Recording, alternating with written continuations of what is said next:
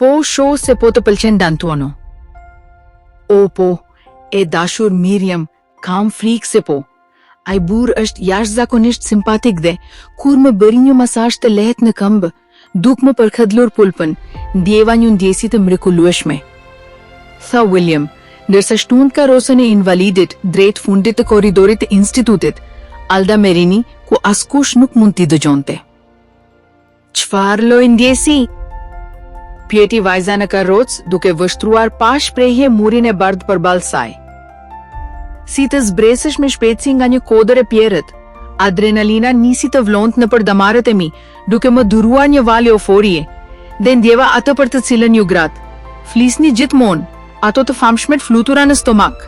Miriam, a të kujtohet ndonjëherë ta kesh ndjer këtë? Shprehja e fytyrës së vajzës u erësua. Buzët e saj tashmë të hola, duket se u zhdukën ndërsa humori i saj prishe, duke bërë që fytyra t'i duke sikur nuk kishte gojë. William e kuptoi se kishte bërë një pyetje të papërshtatshme, ndaj e ndryshoi shpejt temën për ta rregulluar situatën. Ndërkohë, në bodrumin e institutit, Zoti White dhe Dr. Elizabeta Vergani po i vëzhgonin 2 mikt në korridorin e katit të sipër përmes një monitori. Fal një muri kamerash të vogla të vendosura në të gjithë institutin, askush nuk mund t'i shpëtonte vëzhgimit. Si zakonisht, shefi i madh ishte ulur, ndërsa asistentja e tij, e veshur me përparse mjekësore, qëndronte në të gjatë të tij. Sigurisht, ata i mbajnë kufjet e vogla vetëm kur janë në mision, por ti arrin ta kuptosh se çfarë thon thjesht duke lexuar lëvizjet e buzëve. Je vërtet e zonja në këtë gjë. Burri bëri një gjysmë buzëqeshje dhe, pa e hequr shikimin nga monitori, i bëri gruas shenjen në rregull me dorën e gjatë. Elizabeta tundi kokën dhe tha: Po ngjitem lart tani që infermierët të përgatisin ilaçet placebo për fëmijët special, duke qenë se terapia jote psikomagnetik po funksionon kaq mirë. Po vëre se Miriam nuk është në gjendje deliri. I përsërit frazat më rrallë dhe flet mjaft rrjedhshëm me Williamin. Le të shpresojmë vetëm që asnjëri prej tyre të mos e kuptojë të vërtetën, ndryshe i gjithë misioni do të dështojë. Le të shpresojmë vërtet që jo, u përgjigj Zoti White, pa e hequr asnjë çast shikimin nga monitori. Doktori dhe asistentja bën një shenjë meratimi hezituese, siç ishte zakoni i saj, dhe dolën. Fakti që William po bie në dashuri me D'Antuono, kjo ndërlikim ishte gjëja e fundit që na duhej. Vërtet kërcënon ta dështojë misionin Santa Rita, mendoi shefi i madh ndërsa hikte Suzette, të cilat kishin një nuancë të lehtë blu. Ai vendosi ato mbi tavolinë dhe vuri dorën e gjatë misiu, duke i masazuar me gishtin e madh dhe atë tregues. Ishte pas dite vonë.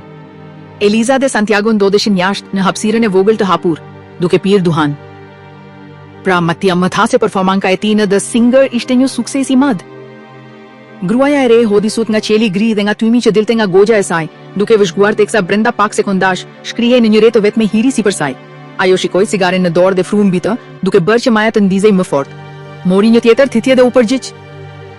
Mund ta konfirmoj, ishte vërtet i Zoti. Megjithatë, nuk dukesh shumë entuziaste për këtë. Eliza nuk kishte dëshirë t'ia besonte ndjenjat e saj romantike, dikujt që ishte praktikisht i panjohur, e madje një burri të huaj, ndaj e ndryshoi temën me indiferencë, duke bërë një pyetje të sajën. Po ti, si shkoi? Santiago nuk e vuri re barrierën emocionale që ajo kishte ngritur. Ai ishte thjesht i lumtur që po fliste me to, pasi ndjente një tërheqje të fortë ndaj saj, një ndjenjë që përpiqej ta mbante të fshehur thellë brenda vetes. Megjithatë, interesi romantik i të riut nuk u shpëtoi sy vigjilent të Zotit White, i cili po i vëzhgonte në ekranin e tij të zakonshëm. Më pas, ai e përqendroi vëmendjen te Mattia, i cili ndodhej në domën e tij dhe po provonte kompozimin e ri muzikor që planifikonte, të prezantonte në raundin tjetër të konkursit të këngës, The Singer Gjali, i ulur në buzë të krevatit, nisi t'i binte kitarës dhe të këndonte. Nuk është e lehtë të mendosh për largimin. Dhe të mbash me vete melankolin. Nuk është e lehtë të largohesh dhe pastaj të vdesësh. Vetëm për të rilindur në një situatë tjetër. Një botë më të mirë. Nuk është e lehtë të mendosh për ndryshimin. E zakoneve të një sezoni të tërë. Të një jete që kaloi menjëherë. Dhe po vrapon drejt stacionit. Shefi i midh arriti të zmadhonte tabletin që ndodhej në komodinën e natës, nëpërmjet një kamere të vogël dhe pas e po luhej Un Mondo Migliore, nga Vasco Rossi. E një bote më të mirë. Dhe një bote më të mirë. E dini të qenit i lirë. Nuk kushton asgjë tjetër përveç disa keqardhjeve. Po, çdo gjë është e mundur. Edhe të besosh se mund të ekzistoj një botë më e mirë. Një botë më e mirë. Një botë më e mirë. Një botë më e mirë. Në një moment, dikush me një palto të bardhë huri në dhomën e të riut, por nuk ishte mjeku i rojës së repartit. Çfarë dreqin po bën Elizabeta atje? Po shpëriti Zed White. Doktor Vargani filloi të bisedonte me pacienten, duke u kujdesur që të mos e kthente gojën nga kamera, vendodhjen e së cilës e dinte mirë. Shefja e madhe mund ta shihte të riun duke i buzëkeshur ndërsa ajo i hitte ujë në gotën dhe i vendoste pilulat në dorë. Pastaj, ajo ja lëdatoi butësisht faqen, duke ndjekur vijën deri të mjekra bjonde e Mattias. Z.E. White tundi kokën dhe tha me vete. Çfarë po bën ajo grua?